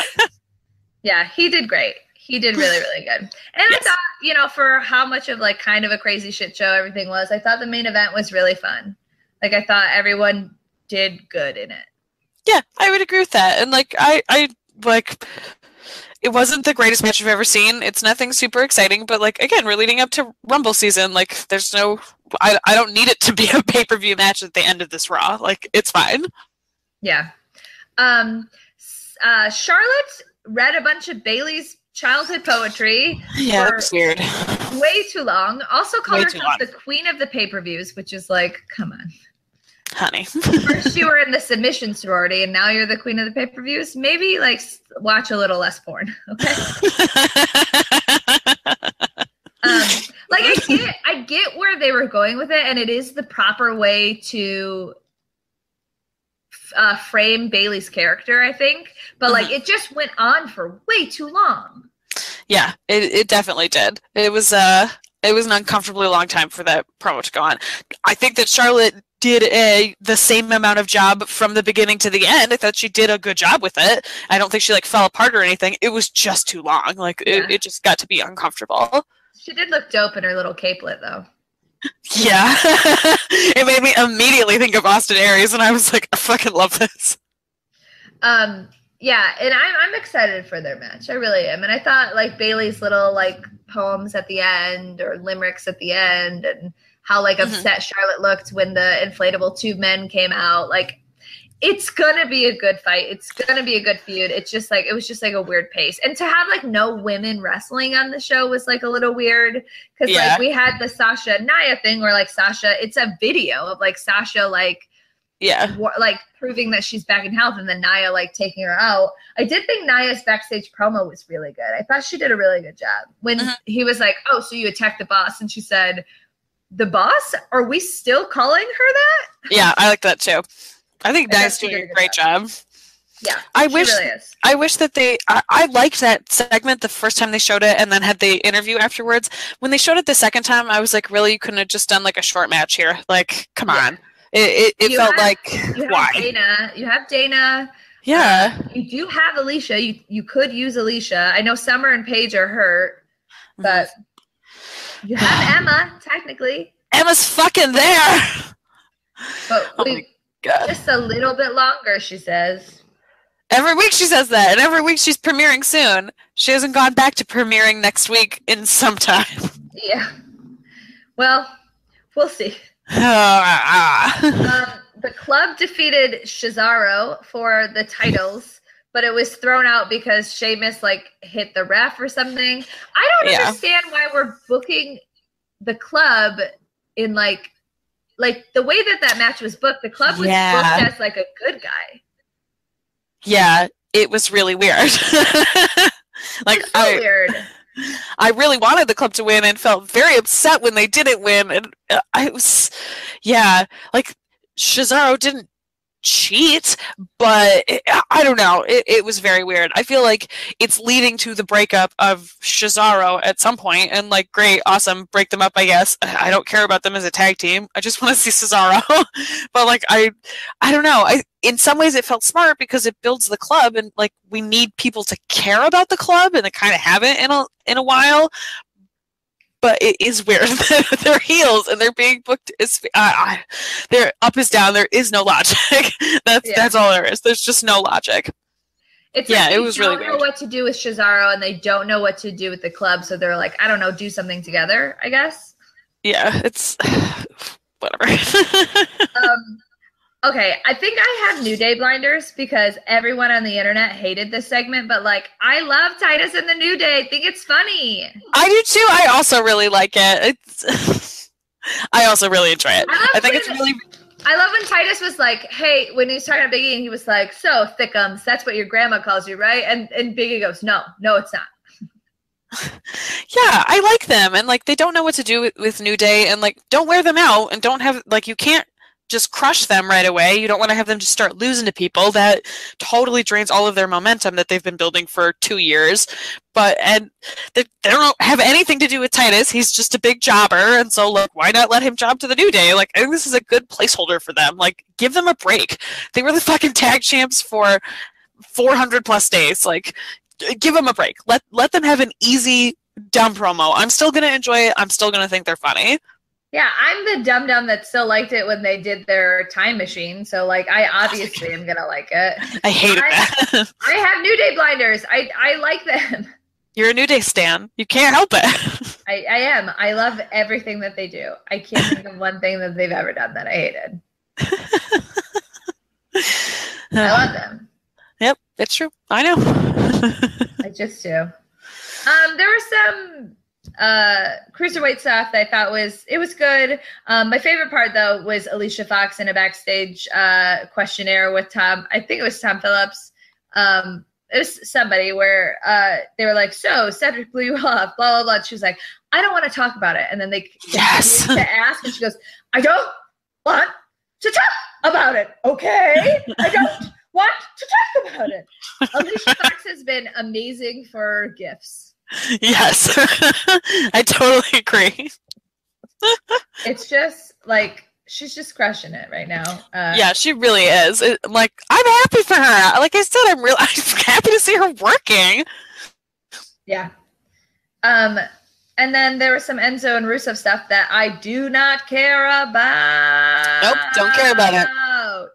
Let's move past it. Moving on to SmackDown. I thought that SmackDown this week was like weirdly paced. Yes, I would agree with that. It was like, I saw someone say, I think it was Tape Machines Are Rolling. He said like, it had all of the elements that worked for SmackDown, but for some reason it just didn't work together. It was weird, and like, I would agree with that. It just, maybe it was the pacing. Maybe that's why I felt like it was strange. Yeah, it just like, I don't know. It was weird. But it opened with Shane coming out and announcing that Elimination Chamber would be after the Rumble. Then AJ came out and was like, excuse me, I'm the champion. You keep making me do all of this crazy shit, but like, I'm the champion. And then Cena came out and he was like, oh, but you might not be the champion. You know? And then Miz came out and was like, just so we're all aware, I'm still here. I loved, and then AJ and Miz started fighting, and Cena was just like goading them essentially. It was the best. I was just gonna say that was my favorite part of that segment, was John Cena like jumping all up in Miz's face, being like, "You gonna let him talk to you like that, bro? You gonna let him talk to you like that?" And then just like he doesn't think you're very good. And then just like scuttling back to the corner, like, I gotta get out of here now. I know, the fact that they like didn't even register that he was doing that, and they were just so focused on each other. Like, last time we fought, I knocked your teeth out. Yeah, it was good. I really enjoyed it.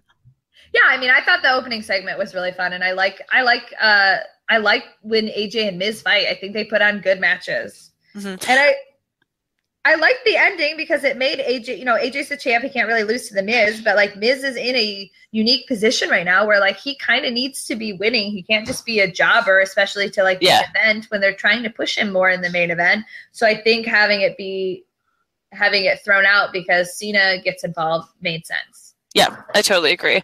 I also think, too, I've been noticing this now that Cena's been on a couple of shows in a row.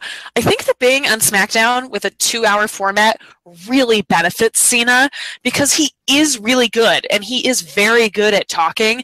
But when he has 25 minutes to ramble on Raw because they're like, fill as much time as you fucking can, I don't ever want to listen to him because he just becomes a fast forward section because it's like, I don't care, Cena. You're just going to repeat yourself 8 times.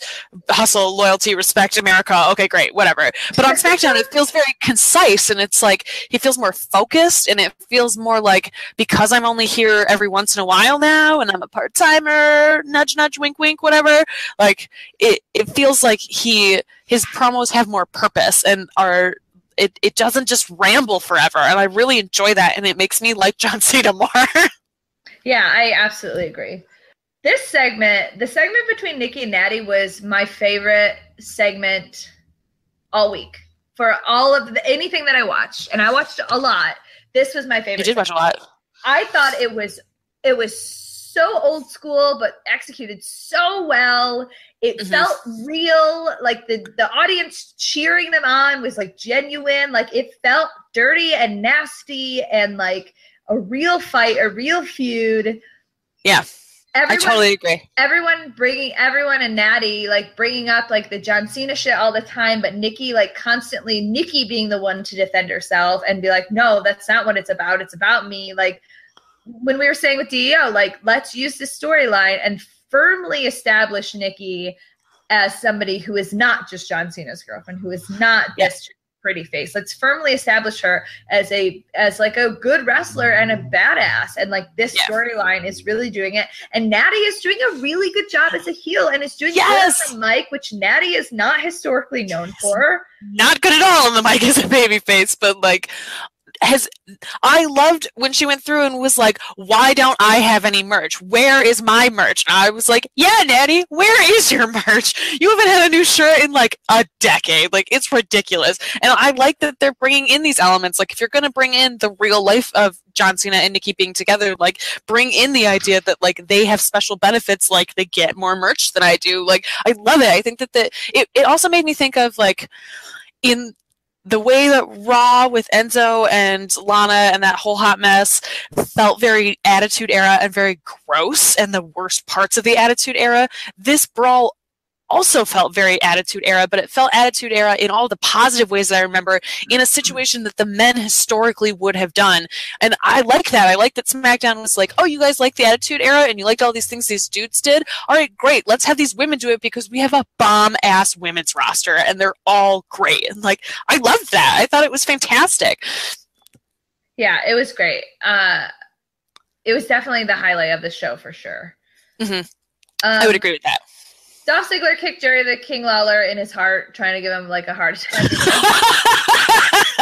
And then JBL tripped over a cord. Oh my god, I watched that GIF like 30 times in a row. And then when he sat back down Atunga, who I IRL think that David Atunga and JBL hate each other. I think they hate each other. You're right. He sat back down and Atunga was like, so you tripped? And he was like, I got caught up. I was trying to help my friend. Leave me alone. Oh my god. Dave Atunga had a great line on SmackDown this week that I thought was... Speaking of great lines, Natty had an insane line where she said, you and Brett you are just like Brett because you're both going to die old and alone. Oh my god, I know. I literally gasped. I was like, oh my god, Natty. Like, oh shit. Expect an op-ed from Bret Hart. Oh my god, it was perfect. I love it. I love to also just go back to Natty that like I love that she's denounced her uncle, my ex-uncle Bret Hart. Like I love it. It's so good. She's doing so good. I know, right? And like I want her disconnected from it. What she has is just Bret Hart's merch with her name on it. Like I know, it's bullshit. Oh my god. Sorry, back to that's okay. David Tonga said about Dean Ambrose when he was coming out to fight Randy Orton, Dean Ambrose does not respond appropriately to fear. And I was like, that is such a good description of Dean Ambrose. Like, he doesn't respond appropriately to fear, and that's what makes him a lunatic. But I feel like that's also what works with his wacky character, is that he just does not know how to respond to situations appropriately. And like, that is the perfect description of that character. And I was like, damn, David Tunga, good for you. You finally did something right. Right? I like David Tunga. I feel bad for him. I think he would be much better on the pre-show, because he was great on the pre-show. He just fits so strangely in that panel. He just doesn't belong. It's weird. Yeah, I mean, my favorite commentator at WWE is Byron Saxton. I think he's so funny. He's just so such funny. A goober. He's such a goober. I love him so much. I don't know who my favorite commentator is. I legit think it might be Austin Aries. I'm not going to lie. I know Austin Aries, because Austin Aries feels like a placeholder to me, because they're obviously just waiting for him to wrestle. I know, but he's so good. he's so good. Because Austin Aries is good at everything he does. Anyways, the only way for me to get Dolph Ziggler to even like Dolph Ziggler a little bit is maybe like pitting him against another person that I just despise. Yeah. I agree. Did you hear that Jerry Lawler's going to be calling the Royal Rumble? Yeah, I don't care. I'm over it. I wish it was Morrow. Why isn't it Morrow? Because he's not best friends with Vince. Gross. There's a match between Ambrose and Orton, and then the Wyatts are breaking up, but they're in the Rumble, but they're also having a fight next week. I don't care. I'm really upset that they're bringing the Wyatts up this soon, and like, LOL, fuck you, Bray, I guess. But well, I think what's going to happen is that it's going to break down to Randy versus Bray at WrestleMania, and Bray might actually win. So I'm cool with that. If that's where this is leading to, with a great WrestleMania match between Bray and Randy, I'm into that. I think that that's a good, because honestly, like, it doesn't feel like they're going to immediately break them up. It feels like they're teasing this out, where it's like they're feuding from the inside. They're going to have this competition next week to like figure out their places. I feel like Randy's probably going to win that, and that will like keep that together, but it does feel poised to explode. But I wish that it was longer. I wish that they had done more with this. But if they're going to bring someone else into the Wyatt family, I'm okay with Randy moving past it. I think that that Randy has sort of done his job in this situation, where like he did elevate the Wyatt family to a different level just by being associated with them, even for a little while. Yeah, that's fair. I didn't care about the match though. And then the finale was the cage match that was kind of disappointing, but the finale of it, like the angle and the gimmick, was more entertaining and interesting than the actual match. Like the match felt like it wasn't a bad match. Like there weren't any botches really, but the match just felt like a regular match that just happened to be in a cage. Like they didn't use the cage that much. I felt like they spent way too much time escaping. I didn't feel like it was brutal enough. Like, I like Becky and Alexa a lot. Becky is an incredible wrestler. Alexa is a great personality and has, great promo skills, but like, she's not the world's best wrestler. So like, I feel like the cage really highlighted that she's not the world's best wrestler. Yeah, I totally agree with that. There were a couple of times where you could tell that Alexa was calling, and that because they did the spot on the top of the rope where Alexa was hitting Becky's head against the steel cage twice, where they dropped down and then did like the chin smack on the top rope.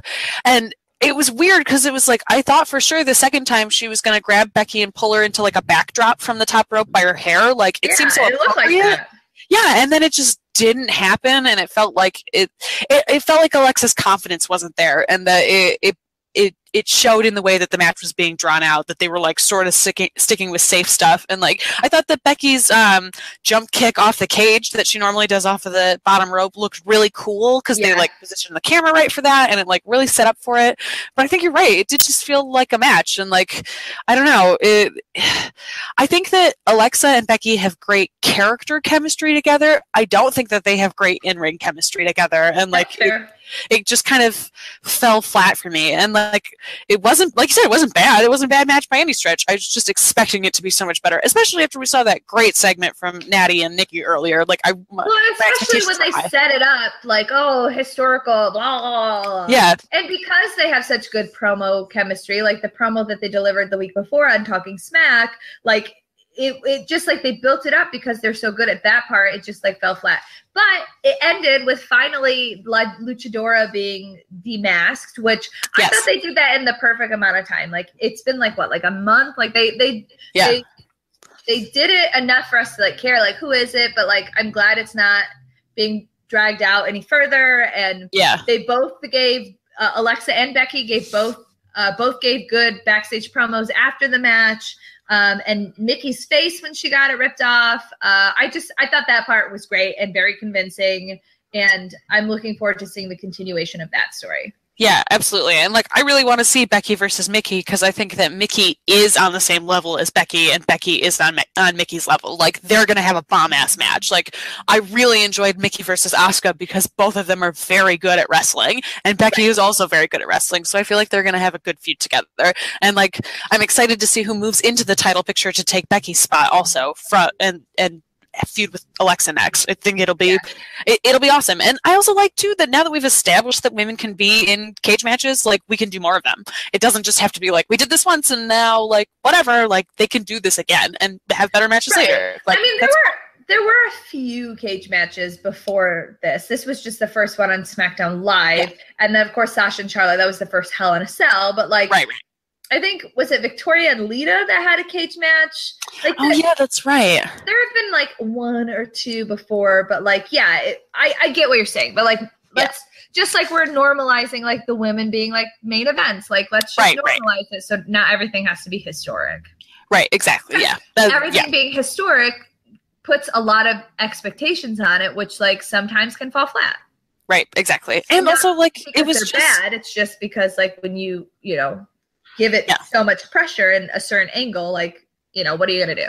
Yeah. And also, like, it was also just a SmackDown. It wasn't like a pay-per-view. Like, you also have to, like, be aware that they're on a 300-day schedule and, like, maybe having the most brutal match on a SmackDown isn't the greatest idea. Talking Smack was super boring, so. Okay, I didn't watch it.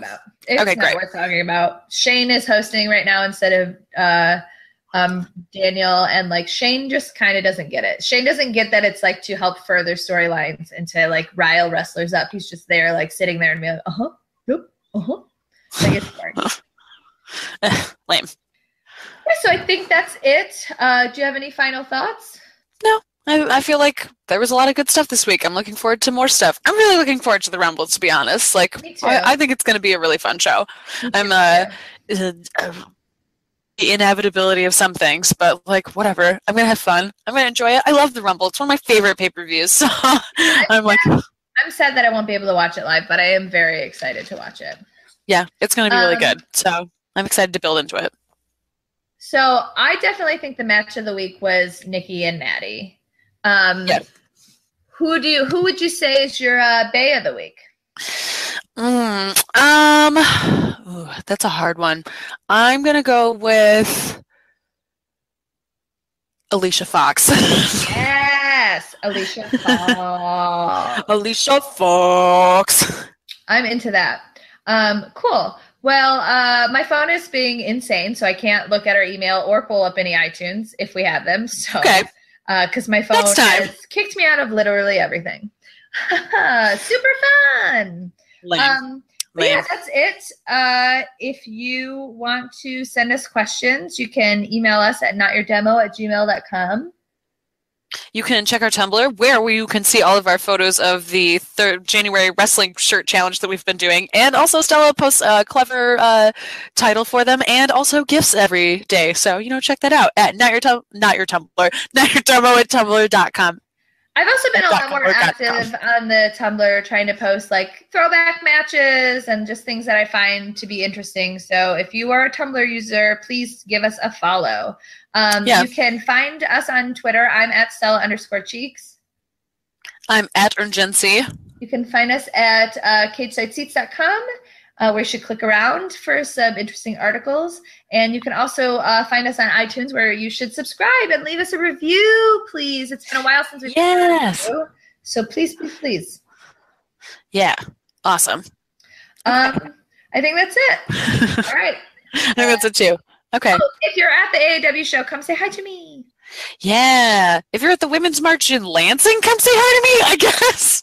That's too specific. Okay. And if you're marching, stay safe. Yeah. Yes, absolutely. All right. Dummies. Yeah. Glorious.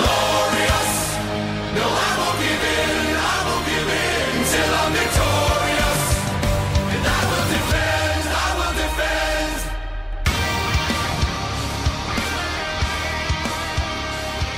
Mike, Tess, what? Plosives. Peter, Piper, picked. Is that right? All that Shakespeare company really paid off. Oh, yeah. So mean. Yo, everybody get up! Everybody get up! Everybody needs to understand that I'm more than simply a hype man for this rap group, just like Geico is more than just a company that can save you money. Geico also has fast and friendly claim service, so they can help you when you need it most. And while I do love being a hype man, I also love reading for children's audiobooks. Like Little Bo Peep, she lost the sheep, and she don't know where to find them. Yo! Geico. Expect great savings and a whole lot more. Why does getting to the airport have to be such a dilemma? The driving, parking, finagling a ride. Well, if you take Uber, it doesn't. It's easy. Just install the Uber app. Enter your destination, confirm your location, and within minutes, a car will pick you up.